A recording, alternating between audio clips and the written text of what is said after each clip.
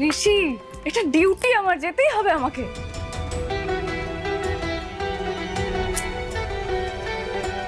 কি করবো এখন? একদিকে মা অপেক্ষা করছে, একদিকে স্যার ডিউটি দিলেন। দাঁড়াও 1 মিনিট। স্যার। হ্যাঁ স্যার, বলুন। উজি, আপনি কি বিজি আছেন? 5 মিনিট সময় লাগবে, কথা ছিল। না স্যার, বিজি মানে ওই বাড়িতে একজন তান্ত্রিক না সাধু কেউ একজন এসেছেন, মা একটু দেখা করাতে চান তার সঙ্গে। আমার মাথা খারাপ হয়ে গেছে তো তাই। এই মরেছে, এবার কি ব্যাপার?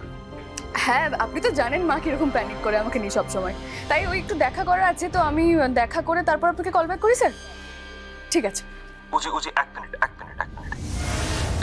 আমার কথাটা বলাটা কিন্তু খুব দরকার। ইটস আর্জেন্ট, একটা নতুন কেস এসছে উজি। হ্যাঁ হ্যাঁ, বলুন।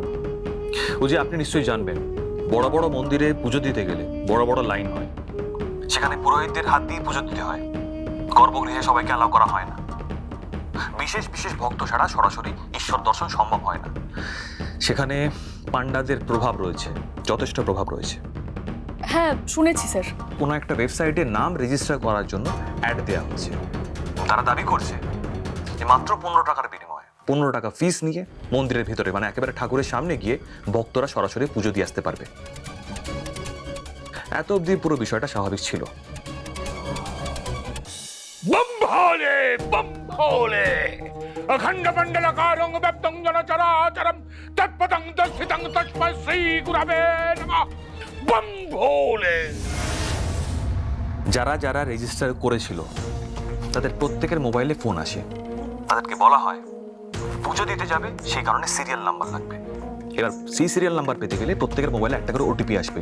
ওই ওটিপি দিলে তবে তারা সিরিয়াল নাম্বারটা পাবে। এবার প্রত্যেকের মোবাইলেই ওটিপিটা আসে, আর তারা ওই সংস্থাকে তাদের ওটিপিগুলোকে শেয়ার করে। বুঝতে পারছেন, প্রত্যেকের অ্যাকাউন্ট থেকে হাজার হাজার টাকা গায়েব হয়ে গেছে উজি।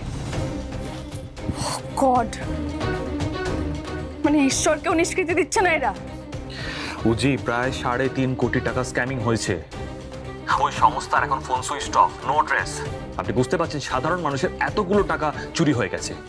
আর এদের মধ্যে বেশিরভাগ ছিল মধ্যবিত্ত। আমাদের একটা টিম পুরো অ্যাড্রেসে গিয়ে পুরো এলাকাটাকে ঘিরে ফেলেছিল, কিন্তু কাউকে পায়নি। বোঝাই যাচ্ছে না কারাই কাজটা করেছে। অফিসার ব্যানার্জি, এই কেসে আমি আপনাকে চাই। হতেই পারে আজ রাতে আপনাকে যেতে হবে। আপনি রেডি তো?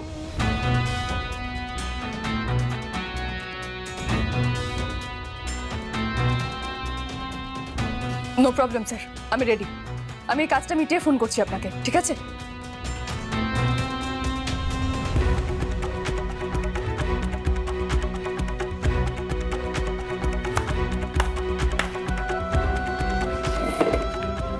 ঋষি, এটা ডিউটি, আমার যেতেই হবে আমাকে।